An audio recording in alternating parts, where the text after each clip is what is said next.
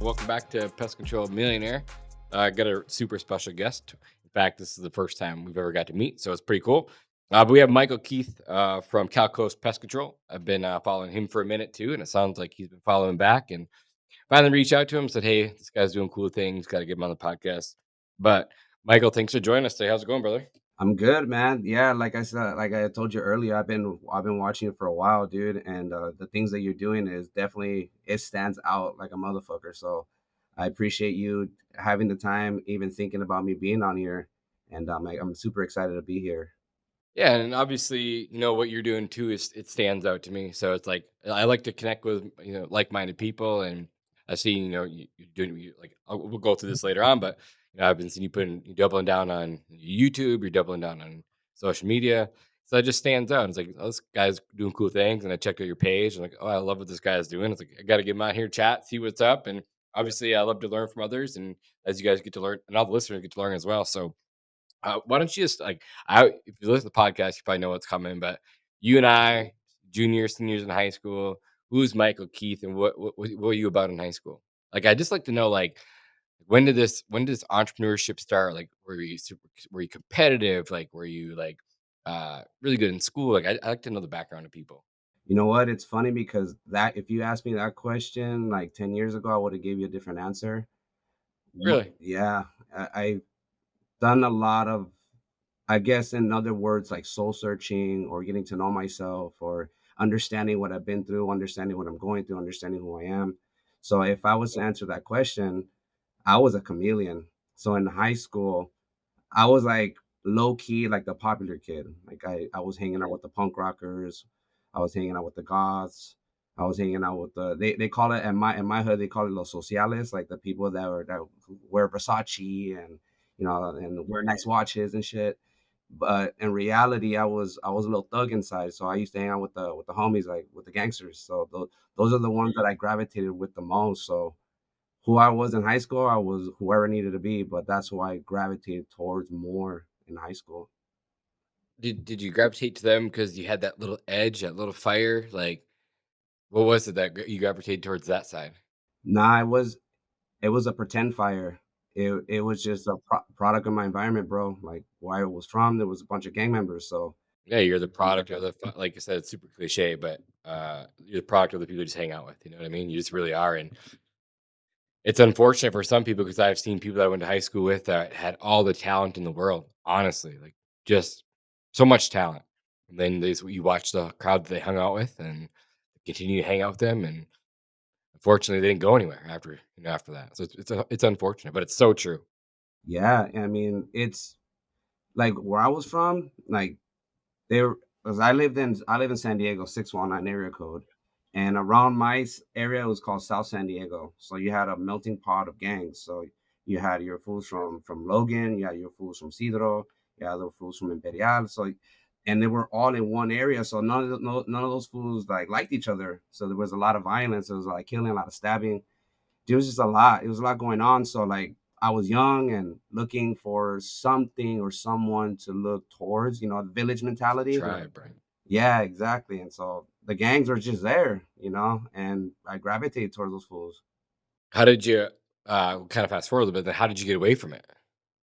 Well, someone got killed, and Gotcha. someone got killed. Someone close. Nah, it was somebody that was not from my hood, not from my area, and the cops really trickled down. A lot of the homeboys got locked up, and we they call it green light. So what we did was like a big no no, and so everybody was pretty much coming after us. And so I'm like, shit, it got real. It got real. And so I'm like, what am I doing? And that was the whole process of me understanding who I was. Because if I was really about that life, I would have went full fledged, but I wasn't. So I was scared. I was scared. I didn't know what to do. So I understood that probably was a facade. It was just pretend.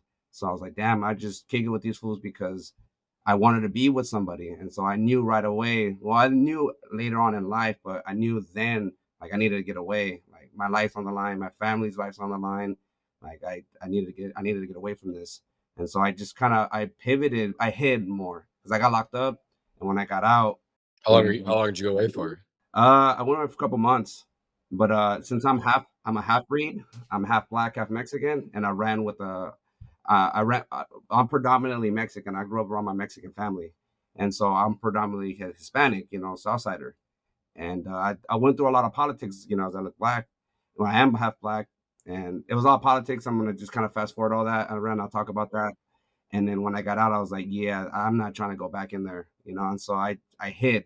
I hid for a long time, like to stay hidden, low key, like hardcore low key, and talk to nobody, and just did my thing for a while. And then where do you transition from there? Where do you go after high school?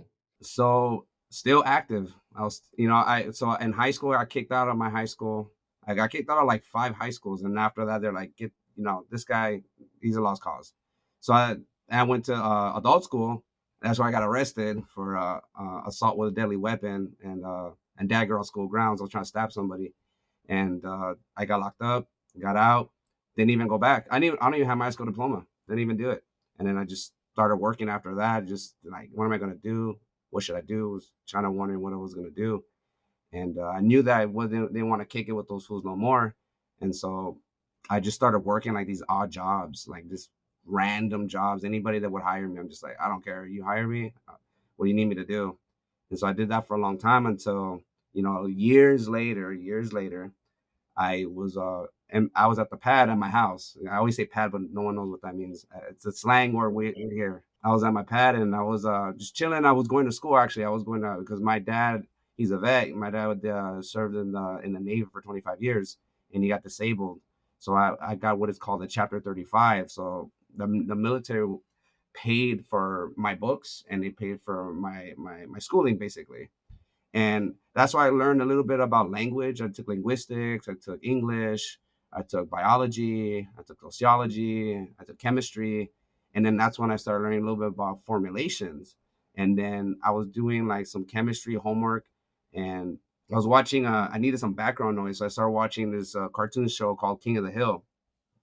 And then there's this character named by Dale Gribble. It's some Looney Tune eccentric dude in there, and then he does pest control. So I was like, damn, that's kind of cool. I like that episode. Started looking around. I started seeing pest control trucks everywhere. I'm just like, that's a thing. And so I'm like, let me look that up real quick. And so I looked it up, saw how much they paid. I'm like, I can do that. And got a job at one of the bigger companies out here in San Diego. The very first account that I went to, I knew it. I'm like, damn, this is, I like this. And so I started just running route. And then from running route, I became a residential sales. And from sales, I became a commercial tech. Then from commercial tech, I became a commercial sales. And then what do you call it? 3 companies later, I started Calco's Pest Management. Yeah, I won't get to Cal Coast yet. Walk me through the process of being a technician. How long did you do that for? Did you like it? And then talk me through the residential sales and what did that look like then? So when I first started with that company, it was kind of strange. It was like your cliche bigger pest control company, load you up with 22 jobs and like, here, go take care of it. And I would be finished late because I found out I was very thorough. I was very thorough and I have really good customer service. I'm a people person for sure. Yeah, And so for sure, absolutely. You can tell. yeah, for sure. So I thought it was a good fit. And so I was just as a residential guy, I really liked it. But the problem that I didn't like is that one, they gave me 22 jobs and all these procedures that they wanted me to do, it felt like almost impossible to do it, like de-webbing everything, throwing the granules, doing the exterior treatment, talking to the customer, explaining to the customer, building relationships. That takes some time. And 8 hours a day doing 22, it just wasn't possible. And so I got a bad experience from that company, but I never thought that pest control was bad from that experience. I knew that it was something better than that. So you run her out, and then what did the residential sales look like that time? What's the day to day like that? So fast forward to another company I went to, they gave me an opportunity to do sales. I didn't had so in my mind, my mindset then, because I still had a rough mindset. My mindset like, yo, I'm not trying to sell nothing. You know what I mean? Like, if they want to buy, it's all good. Si no, pues ni modo, like whatever.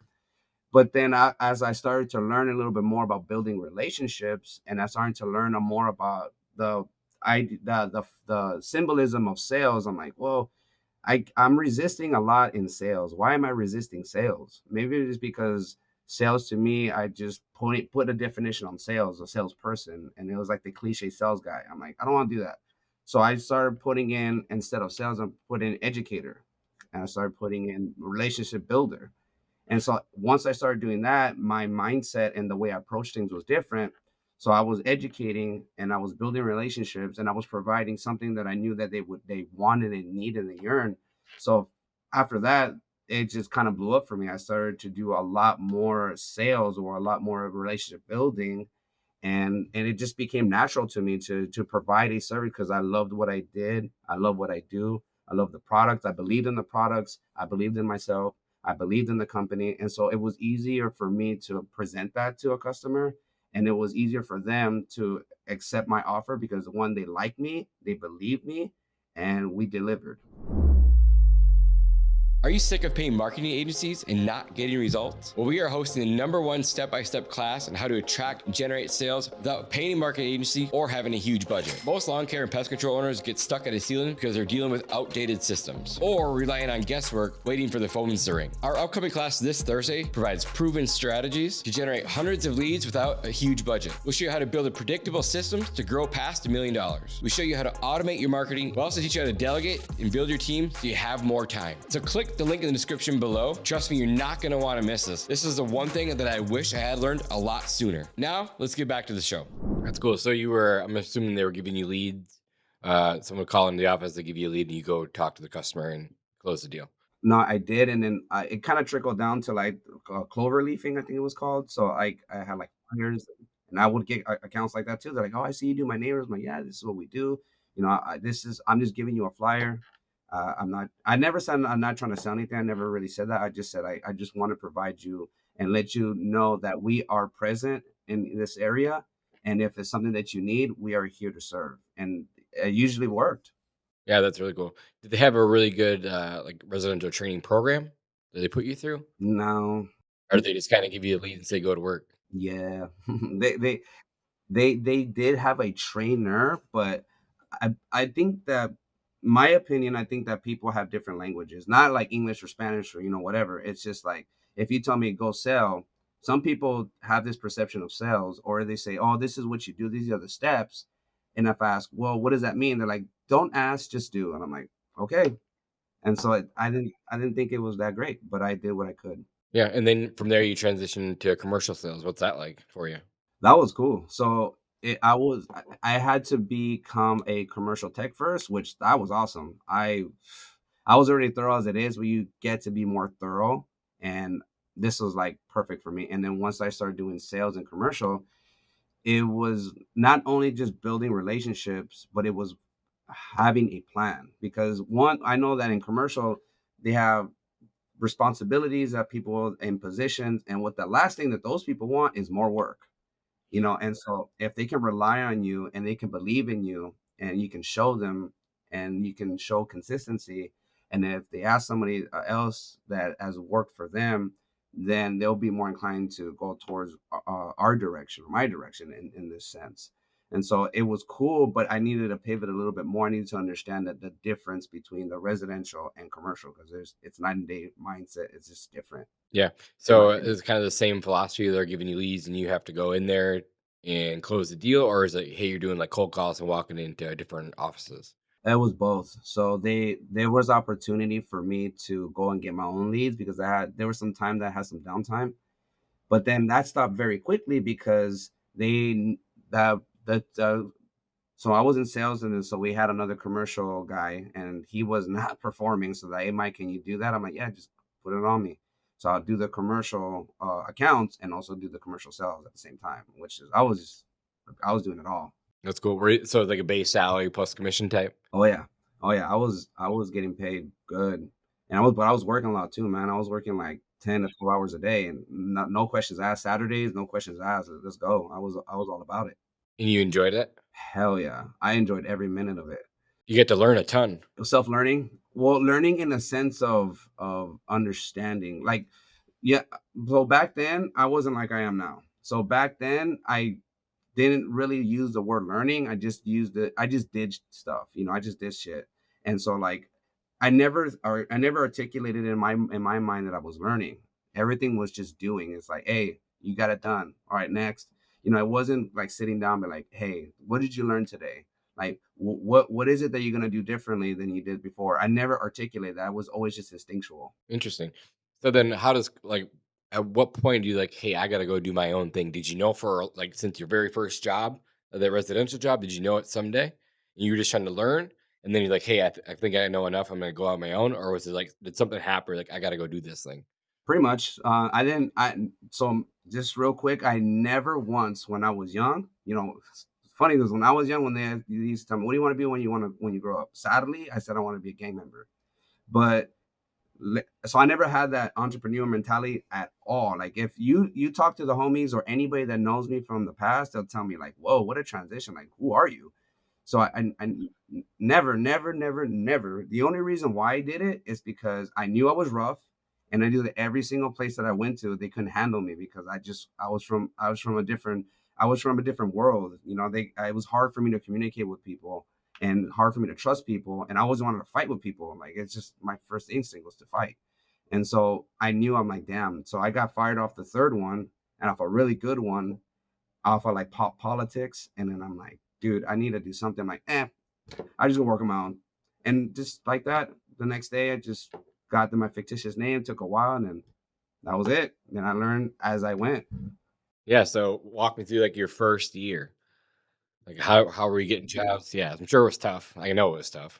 Uh, you know what the funny part about it? It wasn't.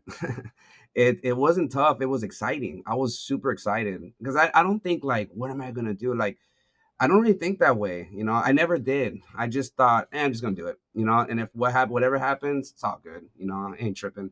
So what I did was I started going through like networking groups because one of my mentors' name is Noe Marquina. Like a B&I or something like that. Oh yeah, BNI was huge for me, bro. Like I learned a lot from BNI.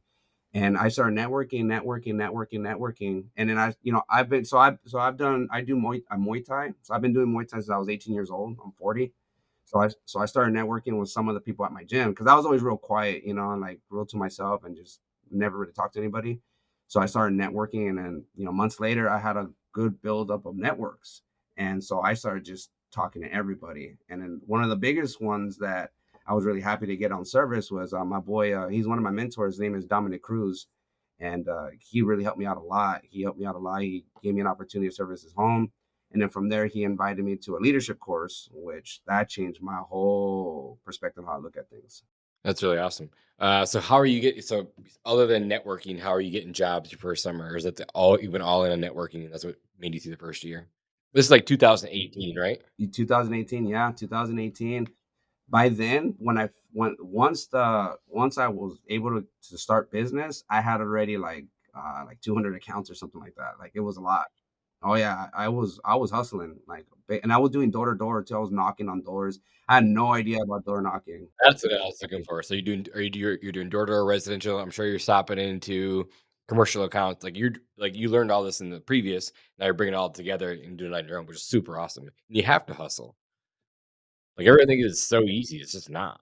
I always remove the fact that I have to do anything. Like I it's I learned in my leadership course. They're like, why? Like it's if you say have to, it's kind of forces. For me, my instinct is to resist people that try to tell me what to do. Like I resist people like that a I think lot. that's all of us as entrepreneurs. Yeah, I get. I guess I had it in me the whole time. I just pretending not to know. And so I like to use the word for me. I like to use the word I get to, because it's a privilege for me to get up. It's a privilege for me to do. It's a privilege for me to fall. It's a privilege for me to win. It's a privilege for me to lose. So I get to lose. I get to win, and I get to figure this out. So for me, I just changed my mindset on that. For sure. And then, so your first year, you got like 200 customers. Yeah, I had a lot. I had quite a bit, and yeah, from door knocking, from BNI, from people that I knew, from people from the gym. Uh, dropping Dominic Cruz's name helped a lot. He always tell me, hey, What did Dominic do? What does he do? he's the first UFC bantamweight champion, the Ultimate Fighting Champion, and he's a color commentator for the UFC. He does like the broadcasting and stuff like that. You met him at the gym for Muay Thai? Yeah, yeah, yeah.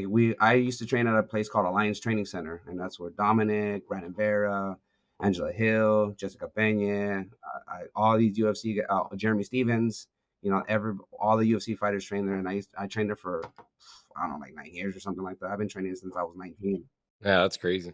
Pretty small world. And you're a wrestler, so I'm like, this dude's a wrestler. I know that grind. I know I've seen those wrestlers, man. Those wrestlers are, whew, they be grinding, bro. So I already know you grind. Yeah, I started when I was 3 and I was 27 pounds when I started, and then I wrestled all the way through high school. Decided to stay behind college for a girl, which whatever. It was a decision that I made back then. Can't regret it now. And then a few years later, I started coaching our high school team. My daughter comes. I mean, he's probably 2 or 3 at this time. She's just kind of rolling on the mats, like just hanging out at practice. And then like 6 years ago, so a couple years after that, she comes home and she said, "Dad, I want to wrestle." I was like, "Really?" I'm like, "Well, you better ask your mom." And she's like, "Well, my mom already said yeah." I'm like, "Well, let's go," you know? So we went and got her some shoes that day and we started wrestling. And this was, I think, 6, 7 years ago. Now she's freshman this year. She plays fifth in the state and it's so much fun. Like, I love it. Like, it's so cool. But yeah, I've been basically in the sport since, I mean, you and I are the same age. I'm 8 months older than you. You're born in 1984 in August, right? Yeah. If I remember. And I was born in January. So, same age. I've been doing this for 38 years. Wow. Like, in the sport. So I've just been around a long time. So, like, it's not Muay Thai, but it's relatively the same, you know? It's a grind. It's hard. It's tough. I have a really good friend of mine. His name is Phil Davis. I think he's a NCAA champ. He was from Penn State. He's a big deal, man, in the wrestling world, and that's the homie. Yeah, there's a lot of great wrestlers from Penn State for sure. Um, so yeah, we get through year one. So that's 2018. So we're at 2019 now. Walk us through like next couple of years. Like at some point, you after you hire your technician, then we'll kind of fast forward and get to like what you're doing now with podcasts, YouTube, things like that. Okay, Walk us through the first couple of years.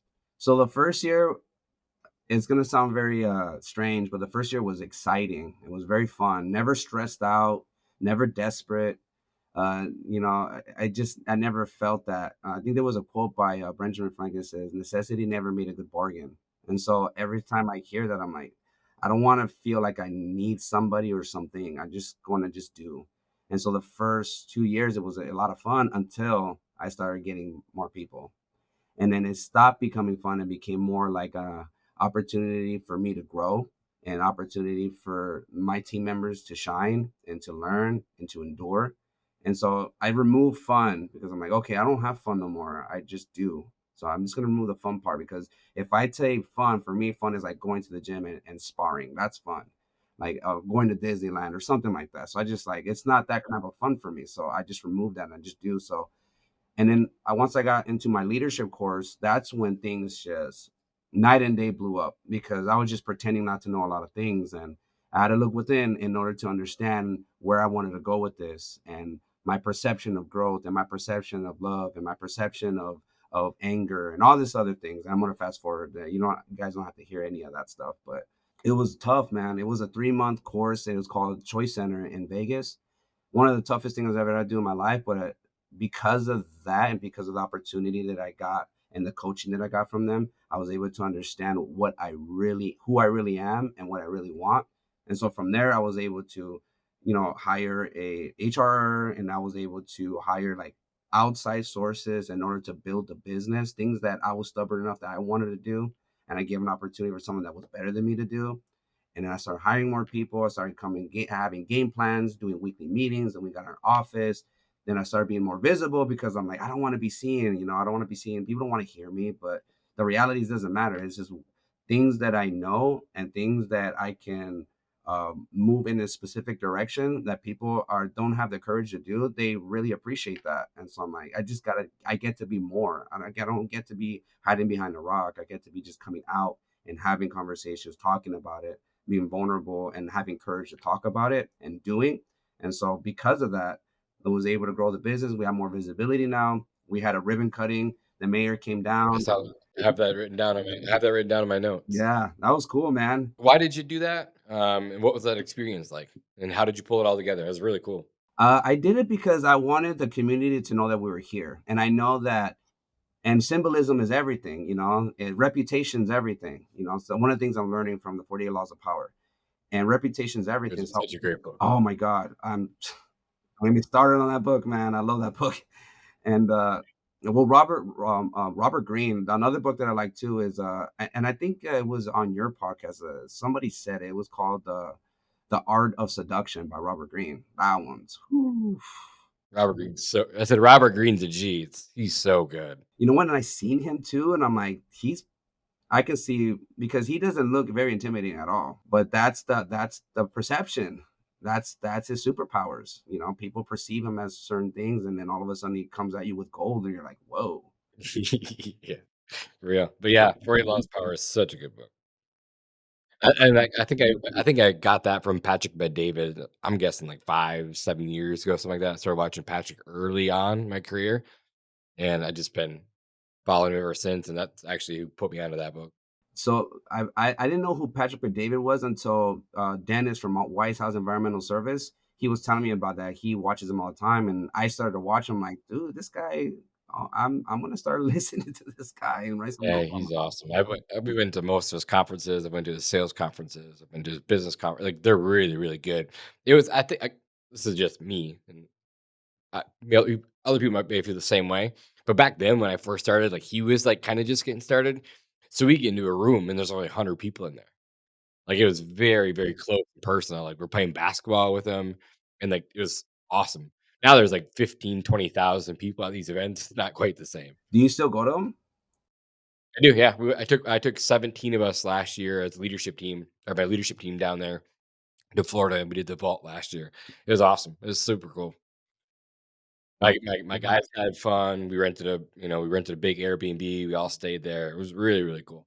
I think that's my should be. That's what I would like to my next step to be because we do a lot. So we've gone to the Health and Hygiene Department in New York with Dr. Bobby Corrigan.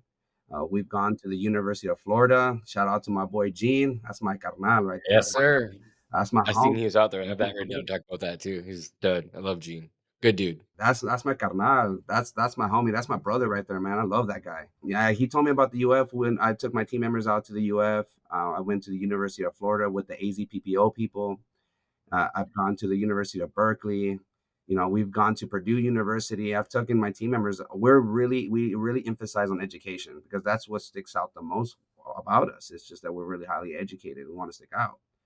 But I think the next step is leadership for sure. Like this like understanding the business side of it and culture side of it. And I think this should be the next one for sure. Yeah, I think as you grow, it's the things you learn. And I was same spot you were once too, and I really like everyone is talking culture, culture, culture, culture, culture. And I said this before, like I missed the boat early on until like now it's like I can walk into any one of our offices and I can like feel it.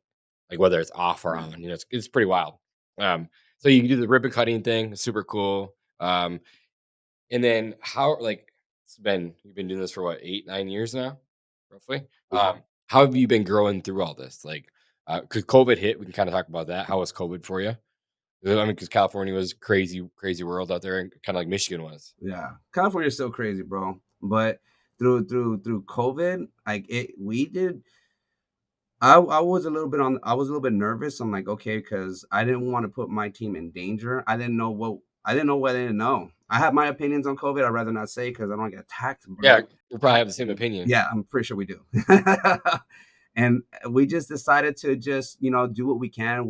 Wear the ridiculous mask, and then we just did what we did to accommodate people, and we grew exponentially during COVID. Yeah, because everyone's home, they have extra money. Yeah, us too. Like, that was the year that I started in COVID. I started Pest Badger in COVID. Really? Yeah, because my first business, I lived in Michigan.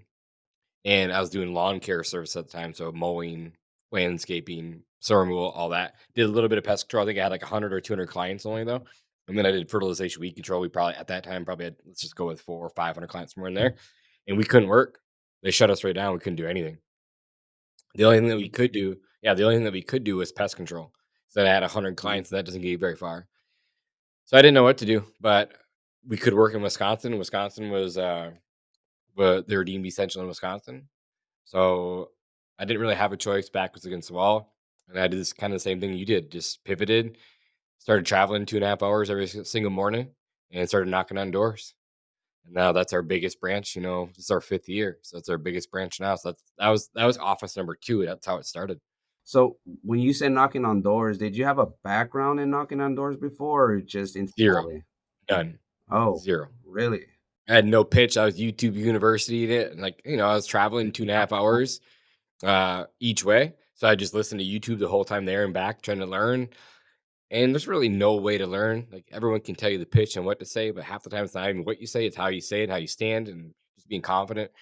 And so, yeah, actually, the first door that I ever knocked, I said this a million times too. I about threw up, not gonna lie. I didn't have a choice. I had to do it. I stepped away, took a deep breath, walked back up, and thankfully, her dog was allergic to wasps, and they had a big wasp nest in the yard. And so I sold my first door I ever knocked. I sold, and like the light bulb went off, and I was like, "Damn, I can do this!" And then the rest is history, right? Basically. You talked about how it was your first time knocking. What about your first time being rejected during knocking? How did that feel? I mean, it wasn't fun, but I expected it to, so I didn't expect to sell every door. My expectations weren't set too high either. Again, I probably about like a lot like yourself. Like, I feel like I was pretty good at what I did, pretty educated. Um, Didn't really care about the rejection, to be honest. I still don't. Like, to me, it's just no means next opportunity to me. Just go to the next door, knock to the next person. I'll spend my time with more qualified people. That's just the name of the game. Like, just put in the work and you get the result, and you just get better. And so at this point, like, I haven't knocked doors in a few years at this point, but my guys are so much better than I am at, because they do it all day, every day.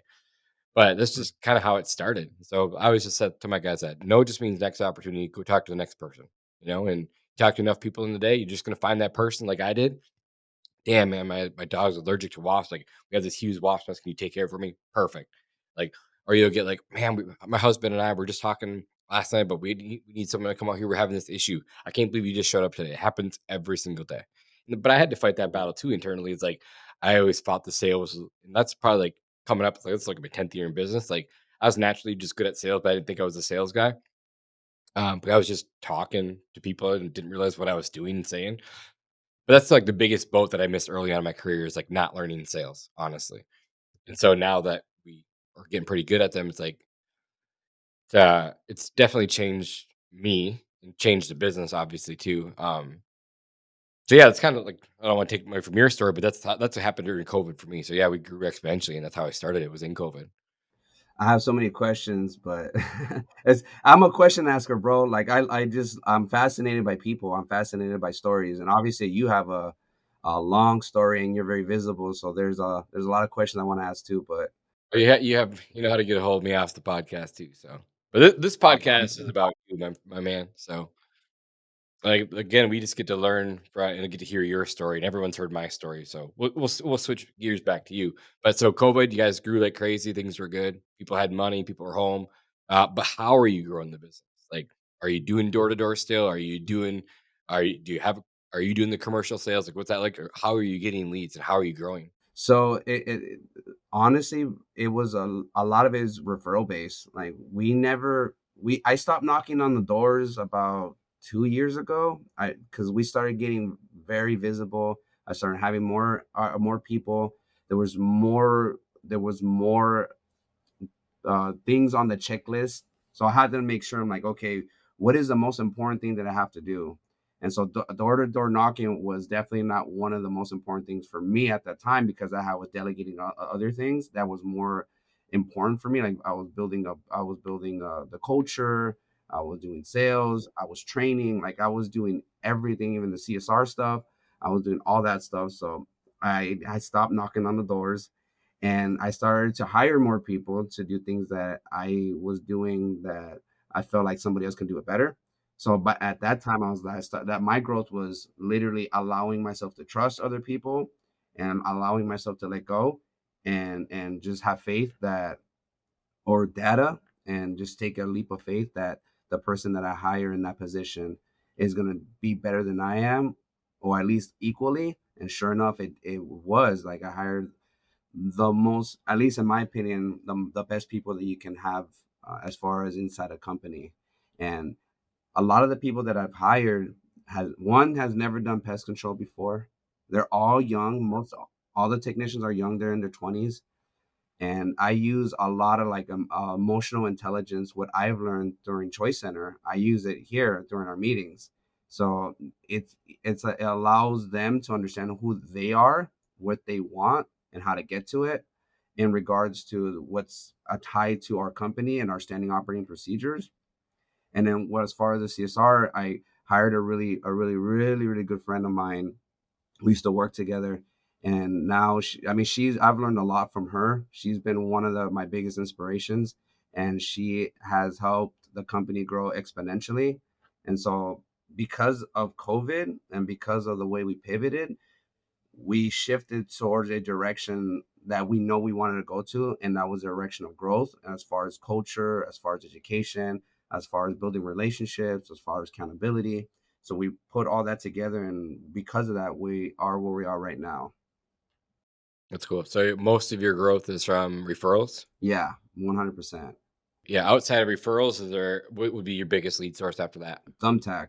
Thumbtack, really? Yeah, everybody be hating on Thumbtack, bro. Bro, I'm just asking. Like, I don't know. Like, Thumbtack's some kind of thing here. Nah, I'm not saying you're hating, but like most people when I talk about it, they're like, Thumbtack's whack, or I hate Thumbtack. And I'm like, bro, like for us, I mean, we'll spend like 1,500 bucks and we'll make like between 10 to 20 grand. Like I don't I it just works for us for some reason. I've been very consistent on Thumbtack, and it does require a lot of like not reaching out, but quick response. It's first come first serve. But since we have such a good build up in Thumbtack, like we have all the stars, we have the nice photos, we have all the good reviews on there, and we built it up to where when they look at it, they're like, okay, what do we really want? Do we really want this company that has nothing, or this company that has a nice build up? And so we tend to be the most expensive for sure, and I'm not shy to say that. But those are the type of customers we want. We don't want those customers that are like, yeah, when they're like, oh, can you do $25? I'm like, no thanks. So I just I agree. Are most of your services monthly, bi-monthly, quarterly? What are they out there? so residential mainly is bi-monthly. I know a lot of people in the industry do quarterly, and I know why they do it, but for us, because we like to be consistent, and the customers that we have this major phobia, and it's what we our thing is building relationships. So the more visibility they see, the more education they get from us, the more they like us. Couldn't agree more. That's why I love bi-monthly because you have those 2 extra services in the year that you get to build rapport with the customer. Couldn't agree more. Quarterly is that you only see them 4 times a year, so there's 3 months where you don't see them, and yeah, I totally get it. I love that. Uh, when you first started, did you have the truck wrap day 1, or did you start wrapping your trucks later on? No, we had a little beater, bro. We had a little Tacoma. It was a little beater, and but that little beater took us places, man. And then we ended up getting a ¿cuál era la otra? We had I think it was a Ranger, Ford Ranger, and that thing was always breaking down. And then after that, we got the vans. We started getting all the NV200 vans, and then they were great and all, but they're like, dude, they're like toy cars. You barely hit it and they fall apart. Yeah, and they stopped making them too, which sucked. Yeah, and yeah, that was a bummer. On the budget side of it, not budget. Well, yeah, on the financial side of it, it's great, man. The insurance is not that much, gas is not that much, No, but it's nice because 'cause they're all locked. You can keep everything locked up, if the technicians take your vehicles home, overnight, they don't have to worry about locking stuff up or taking stuff out, like, yeah, they're great for that. dude, they're great. And then we transitioned. Now we have a Nissan. What do they call those? Why am I having a brain fart right now? Frontier? Yeah, there you go, Simon. So yeah, we have the Frontiers, and we have a 2023, 2024, 2025. Do they cost more? Yeah. Are there more gas? Yeah. But you know what? It was worth it. You know why? And the way I explained to one of my team members, because once I gave them the new van, we put the camper shell with the slides, with everything customized. The inside's great. One of them has leather seats. I mean, it's great, dude. And their productivity went from here to up here because they got a new vehicle. And the way that I see it is like Think of it. I told my team member this the other day. He's like, dude, thank you so much for the vehicle, Mike. I'm like, you really like, I really love driving. I'm like, think of it this way. Think of it as like you're going to this corporate office. You're going up like the 50-story building, corner side office, front windows. You can see everything. You have your desk. You have all your cool little stuff around there. Like that's the cliche that people think when they think make it right is like getting that office. I think of it as this way. Think of it. This is your office, and I want you to have a nice office. So I gave you guys a nice vehicle so you guys can ride and feel comfortable and know that this is what you earned. This is what you get when you come here. And all I ask is just you follow these procedures that you're aligned with, but this is your luxury office, so they got a luxury car from it. That's cool. What is your split between residential and commercial these days? Bro, it's like 50-50, dude. Is Literally. it cool? Yeah. The revenue obviously in commercial is a lot better. It's a lot better, but it's 50-50. It's 50. And then right now during the summer, yeah, it's still kind of neck and neck because we get a lot of restaurants, we got a lot of storage facilities, a lot of warehouses. Yeah. Do you deal with a lot of rodents out there, and how do you guys manage that? Oh, that's all we do. We're known for that. I figured. That's what I figured. That's why I asked. But you can't use rodenticides, right? There's only they banned difecinone. So well, they heavily restricted difecinone, heavily restricted anticoagulants. So we use only two types, and I don't remember the mode of action on it, but it's cilantro, and another one is takedown, and that's pretty much it. You can't use anything else. It's kind of wild. So is it more like exclusion work, or is it trapping? What is it? What is that for you? So we do trapping for sure, and we do rodent proofing. We do exclusion work. We do sanitation. But when it comes down to rodents, we do trapping for sure. Victor snap traps, T-Rex snap traps, and we follow like the Bobby Corgan motto. Timothy Madeir, shout out to Timothy Madeir, and a shout out to Matt Fry. So all those guys helped us out a lot with our rodent control procedures or how approach rodents. Yeah, that's really cool. And then what is your biggest insect you guys deal with out in California? Like what are your biggest lead sources for? Is it mosquitoes and ants? What is it out there? So right now, ants for sure. Right now, we were having like an uptick in ants. So ants have been crazy, but really the reality is we do a lot of like, hey Ariel, let me call you back. Yeah. The reality is that we do rodents. Rodents is our number one. We get calls for rodents all the time, man. Yeah, how far do you service away from your office? So it's a pretty far. I think it would be, I want to say like 50 miles away. So it's pretty far. So I'm in South San Diego, and then we go all the way. What's called if to anybody that's from San Diego, that you already know what the deal is. So we go from National City all the way to like Oceanside. It's pretty far. So we service all San Diego counties, but what we really want to do, because at first, when you first start, you want everybody and everything, right? Everything. I'm like, and anything. So now, since we're like, okay, well, we already went down this path. I'm like, what can we do to accommodate this path now? So route condensity, as everybody already knows, is the number one key. Is condense that route, clover leafing, do some advertisement, do some referral, some pay customers in order to give referrals out. Which, by the way, because of your podcast and because of Gene and because shout out to Kevin from Reef, now I linked up with your boy Ken. Licky? Yeah, Kendall? yeah, man. I just talked to that fool yesterday. That fool's cool as shit.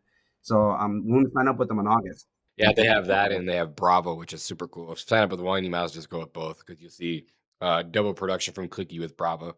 Super awesome. Would definitely recommend it. I mean, the numbers, I'll tell you offline, are crazy, dude. It's Really, awesome. I'm excited, bro. It's pretty cool. I'm super excited, dude. Yeah. Especially if you're already getting a lot of referrals, and that's where most of your business comes from. Now it incentivizes the referral. You'll get double what you're getting now. It's gonna be wild for you. That's really cool. Um, then what? How did you meet Gene? Where does that come from? So Gene, I reached out to him on social media. I know he was just out there. Oh yeah, we brought that fool out here. Him and Anna. Shout out to my hermana Anna. I brought them both out here. And one thing, it was awesome to have him here. But this dude's obsessed with tacos now, man. Have you been to San Diego before? I've not. Well, I was just there. I took my girls to the zoo in March, but I was only there for like 5 days. Oh, you did you eat some tacos out here?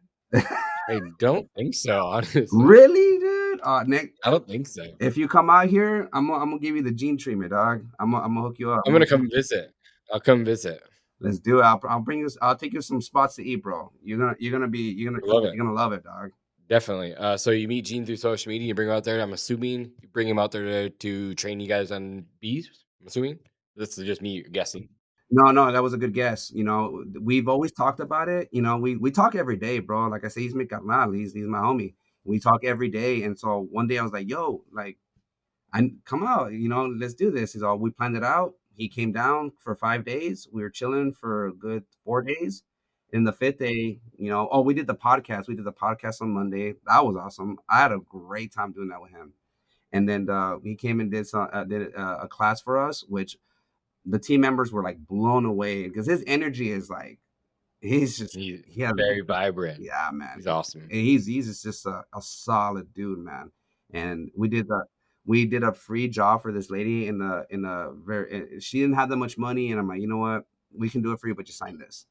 And then so we did that. Everything went flawless, man. Or as Gene would say, phenomenal. And it was just perfect from cutting it to the thermal camera to the smoke to the team members being there. First shot getting the queen. I mean, from everything was just from the videography, everything was just perfect, man.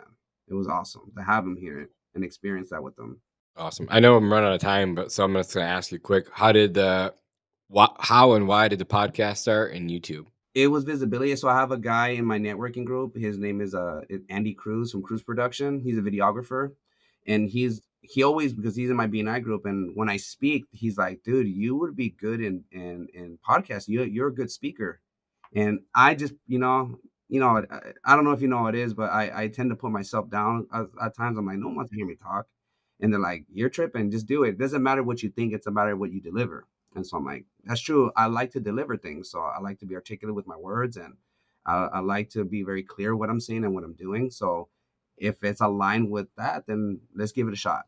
And so I did. I started giving it shots and did the podcast and found out that I'm actually not that bad at it, especially asking questions and stuff. So That's cool. How many episodes are you in?